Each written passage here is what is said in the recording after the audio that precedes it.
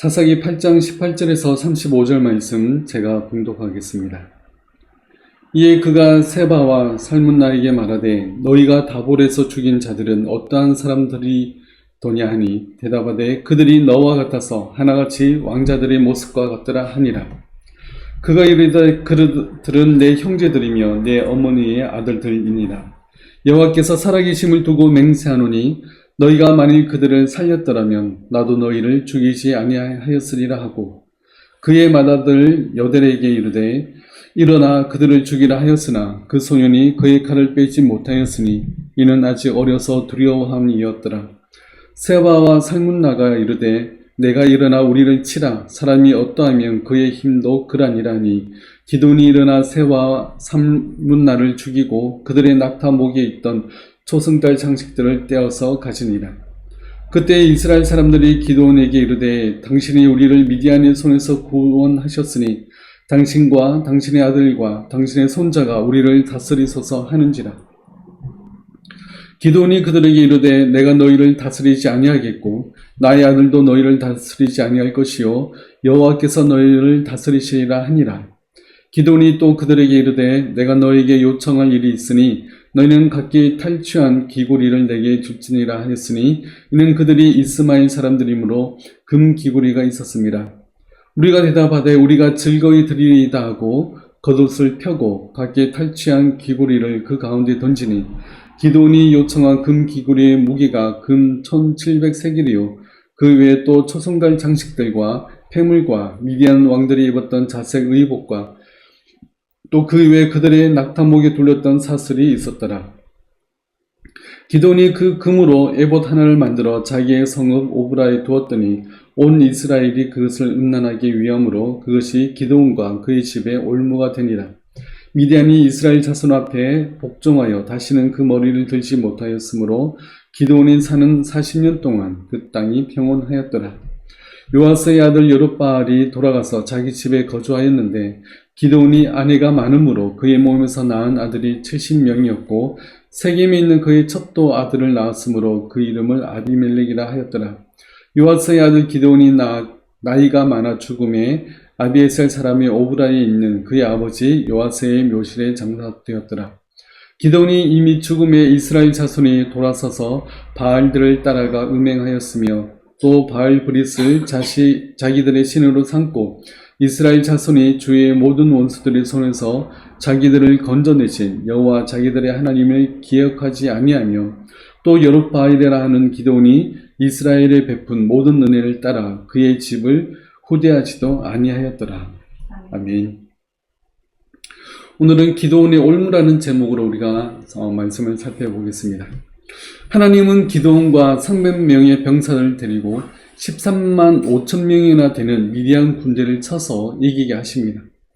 처음에 이스라엘 병사들은 3만 2천 명이나 모였습니다. 그 인원으로 승리하게 하시면 그들이 내 손이 나를 구원하였다라고 스스로 자랑할 것이 분명하였기 때문에 하나님은 그들의 수를 줄이십니다. 처음에는 두려워 떠는 자는 돌아가라 했더니 2만 2천 명이 돌아가고 1,000명이 남았습니다.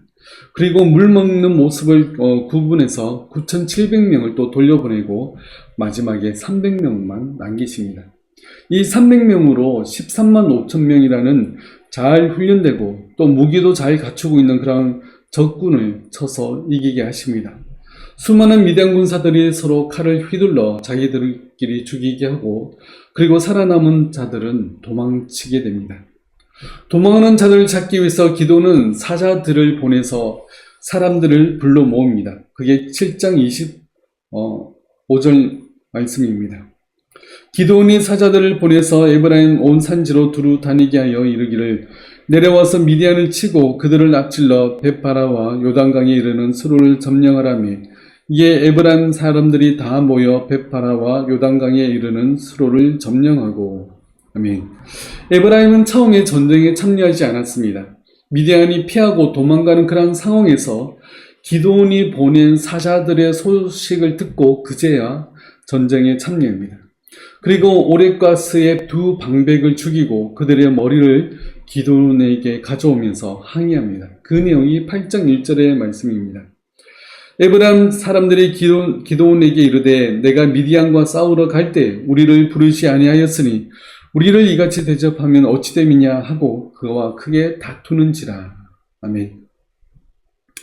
에브라임 사람들은 그들이 두 방백을 죽일 수 있었던 것도 이미 하나님께서 미디안을 다 패하게 하셨고 그들은 도망가는 해전병들을 쳐서 죽인 것뿐이었습니다. 그런데도 그들은 기드온을 찾아와서 기드온과 크게 다투게 됩니다. 다툰 이유는 미디안과 싸우러 갈 때 왜 처음부터 우리를 부르지 않았냐라는 이유입니다. 그리고 만약 자신들을 불렀다면 지금보다 더 큰 승리를 할 수 있었을 거다라고 주장하고 있습니다. 사실 기드온은 누구를 데려갈지에 대한 결정권이 없었습니다. 순전히 하나님이 그 병사들을 불러 모으셨고 처음에 32,000명이 모였지만 결국에는 300명으로 줄이신 것도 하나님께서 하셨습니다. 기드온은 하나님께서 명하신 대로 순종한 것뿐입니다. 에브라임 역시 두 방백을 죽이고 이길 수 있었던 것도 하나님이 그렇게 하신 것입니다. 모든 전쟁의 결과는 하나님께 영광을 돌려야 마땅했습니다. 그런데도 그들은 자신들만 생각하며 왜 자신들을 부르지 않았냐고 하면서 기드온과 싸우고 있는 그런 장면입니다. 7년 동안 미디안에게 학대를 받았을 때도 그들 역시 잠잠했고 그리고 300명으로 미디안과의 전쟁에서 이긴 기드온에게 찾아와서 오히려 화를 내고 있는 그러한 모습인 것입니다. 이들은 기드온에게 감사하고 또 하나님께 영광을 돌려야 할 이때에 오히려 자신들의 공을 드러내지 못해서 아쉬워하고 있습니다. 그들에게 기드온이 대답합니다. 2절과 3절 말씀입니다. 기드온이 그들에게 이르되 내가 이제 행한 일이 너희가 행한 것에 비교되겠느냐? 에브라임의 끝물 포도가 아비에셀의 만물 포도보다 낫지 아니하냐? 하나님이 미디안의 방백 오렙과 스앱을 너희 손에 넘겨주셨으니 내가 한 일이 어찌 너희가 한 것에 비교되겠느냐 하니라. 기드온이 이 말을 하매 그때 그들의 노여움이 풀리니라. 아멘. 기드온은 여기서 에브라임과 싸우지 않고 그들을 좋은 말로 타일러서 그들을 돌려보냅니다. 기드온의 대답은 지혜로운 대답이었습니다. 아직 전쟁이 끝나지 않았고 지금 도망은 가는 적들을 쫓아가는 그런 상황입니다. 그런데 같은 이스라엘 사람끼리 싸우면 더 이상 미디안을 쫓아갈 수 없습니다. 그래서 기드온은 좋은 말로 그들을 타일러서 돌려보내게 됩니다. 잠언 15장에도 이런 말씀이 있습니다. 유순한 대답은 분노를 쉬게 하여도 과격한 말은 노를 격동하느니라. 지혜 있는 자의 혀는 지식을 선히 베풀고 미련한 자의 입은 미련한 것을 쏟느니라. 아멘. 기드온의 유순한 대답은 노를 쉬게 했습니다. 이것은 지혜로운 대답이었습니다. 기드온 역시 전쟁 중이었고 매우 피곤한 그런 상황이었습니다. 그런데 여기서 기드온이 에브라임과 싸웠다면 그 나머지 의의를 이루지 못했을 것입니다. 교회 안에서도 여러 시기심으로 다른 사람들에 대해서 험한 말을 하는 사람들이 있습니다. 다른 사람들이 잘 되고 또 사람들에게 인기가 있는 모습을 보면 시기심이 생기기도 합니다. 그럴 때 함께 대들고 싸우지 않도록 조심해야 됩니다. 물론 화가 납니다. 기드온은 300명으로 13만 5천 명이라는 그러한 적군과 정면으로 대적하고 싸웠습니다. 그에 비해서 에브라임은 도망치는 패잔병들을 좀 죽인 것 뿐입니다. 그런데도 자신들의 공적을 인정해 달라고 요구하는 그들의 모습입니다. 그럴 때 화를 내지 말고 그들의 공적도 그냥 인정해 주면 되는 것입니다. 야고보서에는 이렇게 말씀합니다. 내 사랑하는 형제들아 너희가 알지니 사람마다 듣기는 속히 하고 말하기는 더디하며 성내기도 더디하라. 사람이 성내는 것이 하나님의 의를 이루지 못함이라. 아멘. 사람이 성내는 것은 하나님의 의를 이루지 못합니다. 자신의 공적도 인정해 달라고 요구하면 인정해 주면 되는 것입니다. 이 모든 것은 하나님께서 다 아십니다. 우리는 사람에게 인정받기 위해서 일하는 사람들이 아니지 않습니까? 우리는 하나님의 뜻을 나타내고 하나님의 의를 이루는 그러한 사람들입니다. 그러므로 그 일에 더욱더 힘써야 됩니다. 살다 보면 에브라임 사람들과 같은 사람들을 보면 굉장히 화가 납니다.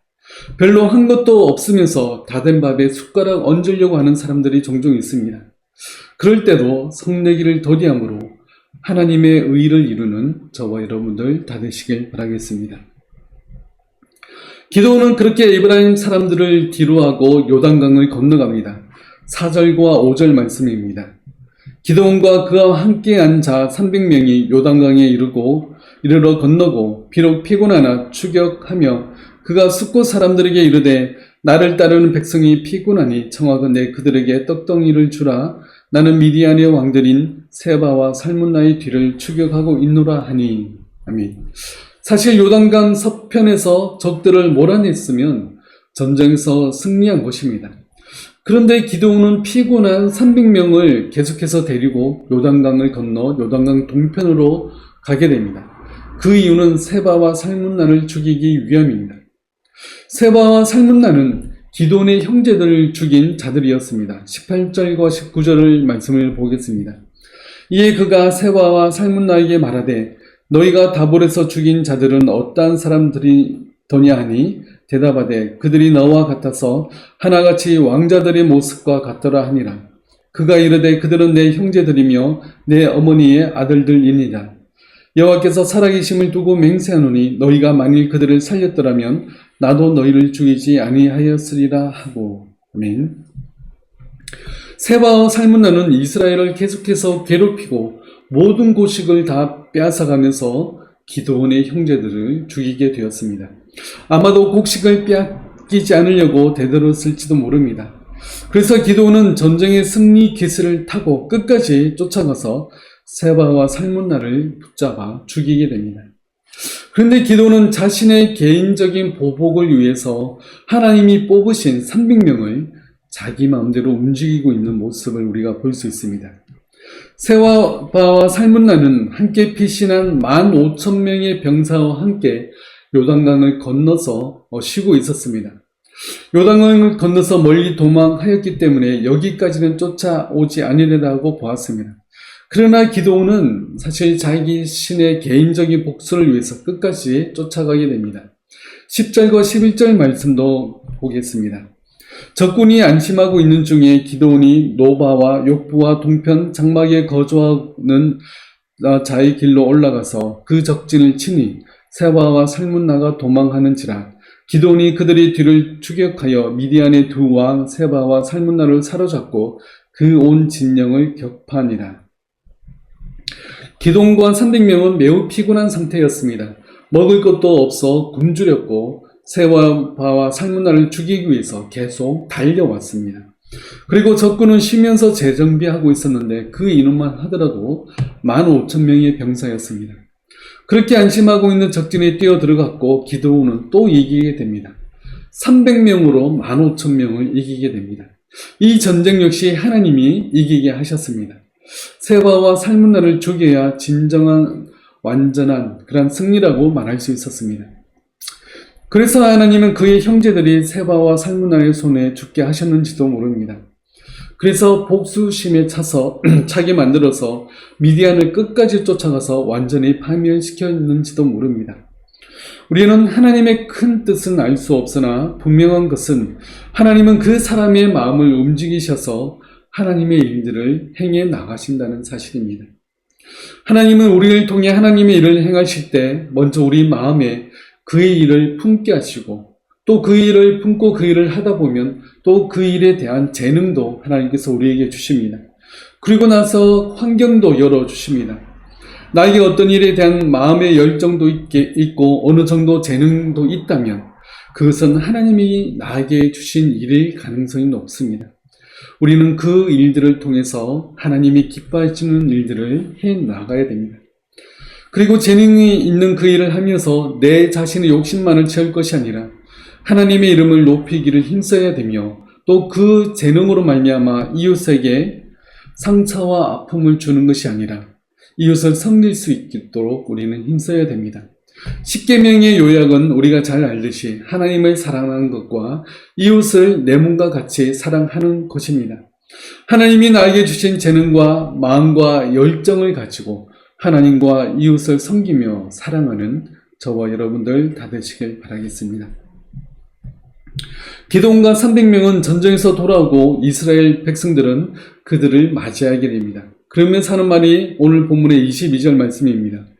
그때 이스라엘 사람들이 기드온에게 이르되 당신이 우리를 미디안의 손에서 구원하셨으니 당신과 당신의 아들과 당신의 손자가 우리를 다스리소서 하는지라. 아멘. 이스라엘은 7년간 미디안의 통치를 받으면서 엄청난 핍박을 받았습니다. 이제 그들은 해방되었습니다. 자유를 얻었습니다. 그러면서 승리를 거두고 돌아온 기드온에게 자신들의 왕이 되어달라고 요구하고 있습니다.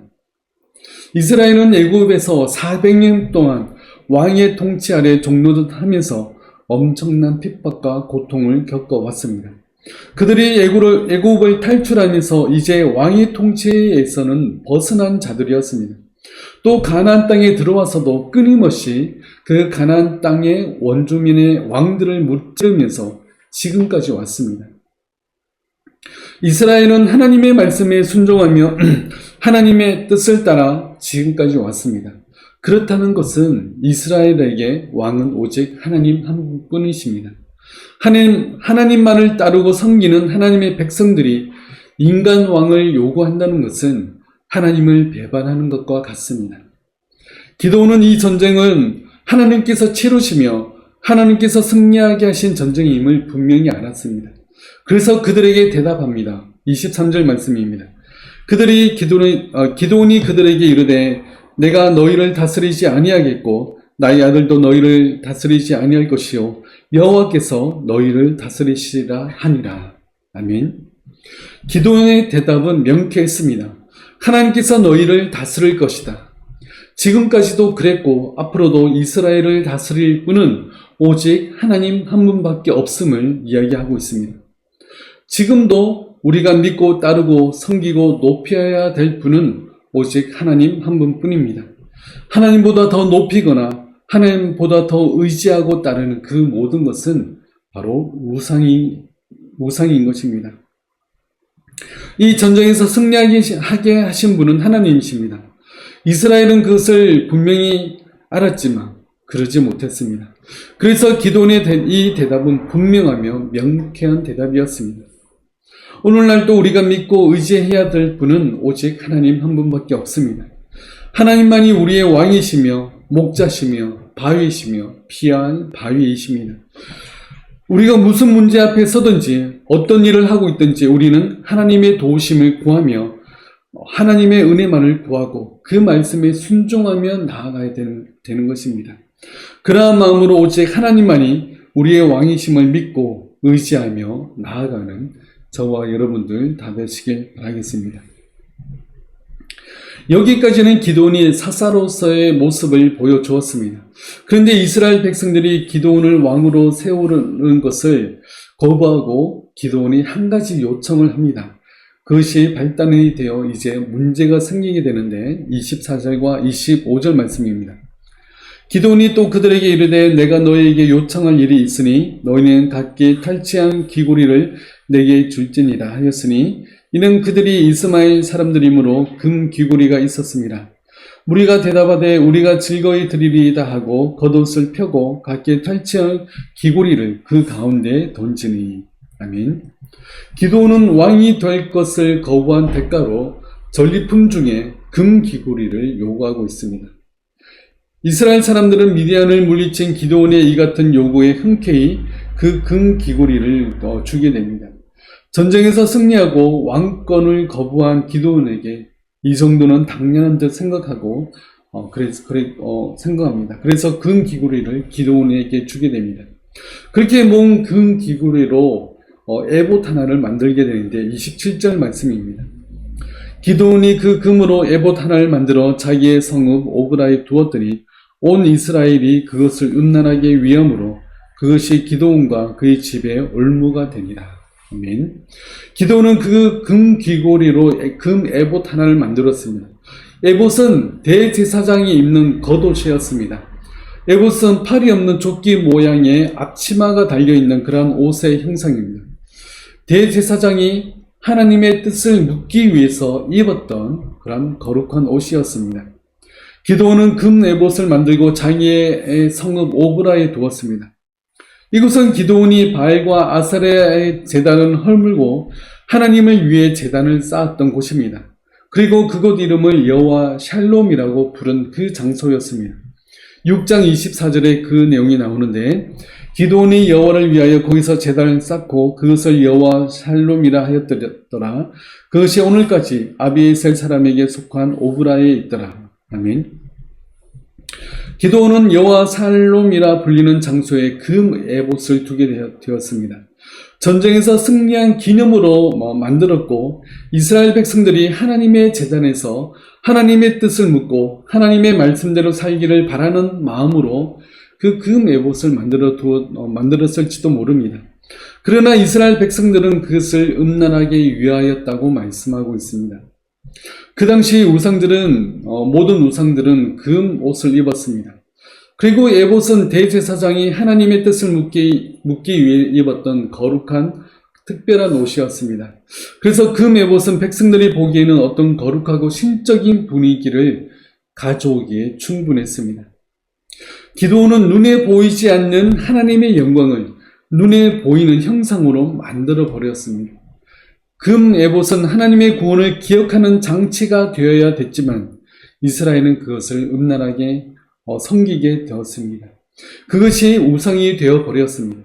결국 우상으로부터 멀리하고 하나님을 바라보게 하는 역할인 그 사사가 했던 그 기드온이 도리어 이스라엘을 우상 숭배의 죄에 빠지게 해버린 그러한 결과를 가져왔습니다. 이스라엘에게 베푼 하나님의 구원은 사사가 죽어서도 변함이 없어야 되지만 변함이 없어야 됩니다. 왜냐하면 그것은 하나님의 구원이었기 때문에 그렇습니다. 그런데 사사기에 나오는 대부분의 사사기 이야기를 살펴볼 때 사사가 살아있을 때만 평안을 누리다가 사사가 죽으면 이내 우상 숭배의 죄에 빠져버리는 그러한 모습들을 봅니다. 8장 34절과 35절 말씀해 보면 기드온이 이미 죽음에 이스라엘 자손이 돌아서서 바알들을 따라가 음행하였으며 또 바알 브릿을 자기들의 신으로 삼고 이스라엘 자손이 주위의 모든 원수들의 손에서 자기들을 건져내신 여호와 자기들의 하나님을 기억하지 아니하며. 아멘. 사사기는 사사가 살아있는 동안에만 평안의 시기를 맞이했다고 말씀하고 있습니다. 사사는 하나님의 대리자에 불과했습니다. 하나님의 말씀에 순종하여 따를 뿐이었습니다. 사사가 죽으면 구심점이 사라졌고 또다시 하나님을 잊어버리고 우상 숭배하는 이스라엘의 모습을 볼 수 있습니다. 우리는 어떤 구심점이 없더라도 이스라엘은 사사를 통해서 구원을 베푸시는 하나님을 바라봐야 됐던 것입니다. 그런데도 그들은 그저 사사라는 사람을 바라보았습니다. 그 사사가 죽자 그들은 자기 마음대로 살아가게 됩니다. 오늘날도 아무리 믿음이 좋은 사람이라 할지라도 사람을 바라봐서는 안 됩니다. 그 사람을 통해서 역사하시는 하나님의 일하심을 바라봐야 됩니다. 그리고 믿음 좋은 사람을 의지할 것이 아니라 나 자신이 하나님 앞에 믿음의 사람으로 서기를 우리는 힘써야 됩니다. 제가 전도하다가 놀이터에 쉬고 있는 어떤 어르신 남자분을 만나서 이야기한 적이 있습니다. 잠깐 이야기를 나눴는데 제가 천국에 들어갈 확신이 있으시냐고 물었더니 확신이 있다고 대답했습니다. 그래서 믿음이 좋은 사람이 있겠거니 라고 생각을 했습니다. 그러나 좀 더 이야기를 나눠보니까 그게 아니었습니다. 자신의 아내는 권사였고 또 특별현금으로 1,500만 원이라는 큰 돈을 헌금했다고 합니다. 그래서 자신은 천국에 갈 수 있다고 이야기했습니다. 아내의 믿음이 좋았고 특별 헌금을 했기 때문에 자기도 덩달아 천국에 간다고 이야기하고 있는 것입니다. 그런데 정작 본인은 예수님을 믿지도 않았고 아내가 죽은 이후로는 교회를 나가지도 않았습니다. 믿음 좋은 아내나 믿음 좋은 가족이 있다고 나까지 자동으로 우리는 구원받는 것이 절대 아닙니다. 아무리 믿음 좋은 사람이 옆에 있어도 내가 구원받는 것은 나와 하나님과의 1대1의 문제입니다. 내가 하나님 앞에 어떻게 살아가고 어떤 자로 서는가가 더욱 중요합니다. 하나님을 참으로 믿고 하나님의 말씀에 순종함으로 참는 하나님의 백성이 되길 힘쓰시길 바랍니다. 그럴 때 세상이 어떻게 변한다 할지라도 나의 상황이 굉장히 어려워진다 할지라도 우리는 두려워하지 않을 수가 있습니다. 나와 함께 하시는 하나님만 바라보고 믿고 의지하는 우리 모두가 되길 바라겠습니다. 하나님만이 나를 도와주실 수 있음을 우리가 기억하고 더욱 하나님과 동행하는 우리 모두가 되길 바라겠습니다. 그런데 그 금 에봇이 기드온에게 올무가 되었다고 이야기합니다. 우리가 27절을 읽었는데 다시 한 번 더 보겠습니다. 기드온이 그 금으로 에봇 하나를 만들어 자기의 성읍 오브라에 두었더니 온 이스라엘이 그것을 음란하게 위함으로 그것이 기드온과 그의 집에 올무가 됩니다. 아멘. 기드온이 좋은 의도로 금 에봇을 만들었을지는 모르겠지만 결국 그것이 기드온과 그의 집에 올무가 되었습니다. 그 내용이 사사기 9장에 대해서 9장에 걸쳐서 나오고 있습니다. 기드온에게는 많은 아내가 있었고 자녀가 아들이 70명이나 되었습니다. 그런데 세겜 출신의 첩을 통해서 나온 아들이 아비멜렉이라는 아들이 있었습니다. 아비멜렉은 첩의 자식이었기 때문에 소외를 받으며 자라왔습니다. 그래서 장성하게 되자 사람들을 데리고 오브라에 가서 자기의 형제였던 70명을 한 바위에서 다 죽여버리게 됩니다. 그리고 자신을 왕이라고 스스로 칭하면서 왕이 됩니다. 9장 5절과 6절에 이렇게 말씀합니다. 오브라에 있는 그의 아버지의 집으로 가서 여룹바알의 아들 곧 자기 형제 70명을 한 바위 위에서 죽였으되 다만 여룹바알의 막내 아들 요담은 스스로 숨었으므로 남으니라. 세겜의 모든 사람과 밀로 모든 족속이 모여서 세겜에 있는 상수리 나무 기둥 곁에서 아비멜렉을 왕으로 삼으니라. 아멘. 기드온의 막내 아들인 요담만 살아남고 나머지 기드온의 아들들은 모두 한 자리에서 죽임을 당하게 되었습니다. 이스라엘 사람들은 기드온에게 왕권을 제안했고 또 금 에봇은 아버지의 지도력의 상징이었기 때문에 그 금 에봇을 자신이 차지하고 모든 형제를 죽이고 스스로 왕이 되었습니다. 이것이 금 에봇이 가져온 올무였습니다. 기드온의 행적과는 너무나 비교되는 그러한 비참한 말로였습니다. 기드온이 순간의 전쟁에서는 엄청난 승리를 거두었고 많은 사람들의 존경을 받았지만 자신이 만든 금 에봇으로 말미암아 이스라엘은 그것을 우상처럼 받들었고 첩의 자식이었던 자식이 자신의 모든 자녀를 죽이게 되는 엄청난 결과를 가져왔습니다. 어떠한 특별한 상황에서 하나님을 의지하고 믿음으로 그 상황을 이겨내는 것도 중요하지만 우리가 그 상황을 이겨내고 승리한 이후에 우리의 평상시의 삶은 더욱 중요합니다. 기드온은 자고하지 말라는 하나님의 말씀을 기억하지 못하고 자고하고 금 에봇을 만들어서 이스라엘과 자신의 집안을 파멸로 이끌게 되었습니다. 사람은 특별히 어려움을 겪을 때는 하나님의 뜻을 구하고 하나님의 도우심을 구하고 그렇게 살기를 힘씁니다. 그러나 그 이후에 평안의 시기에는 너무나 쉽게 하나님을 잊어버리고 스스로 교만해져서 올무를 만드는 경우들이 종종 있습니다. 평안한 매일의 삶에서 하나님의 뜻대로 순종하며 살기는 우리는 더욱 힘듭니다. 그렇기 때문에 우리가 그렇게 살기 위해서는 우리가 항상 겸손해져서 하나님의 말씀을 읽고 묵상하고 그 말씀대로 살기를 우리는 더욱 힘써야 됩니다. 이것이 우리가 평생에 해야 될 과제입니다. 설교를 준비하는 목사님들만의 과제가 아닙니다. 우리 모두는 항상 하나님의 말씀으로 말미암아 내 삶을 비춰보고 내가 하나님의 말씀에 순종하며 사는 삶인지 우리는 수시로 우리 자신을 돌아봐야 됩니다. 그렇지 않으면 우리는 너무나 쉽게 무너지고 하나님을 잊어버리고 죄악의 길로 빠져들기가 너무나 쉽습니다.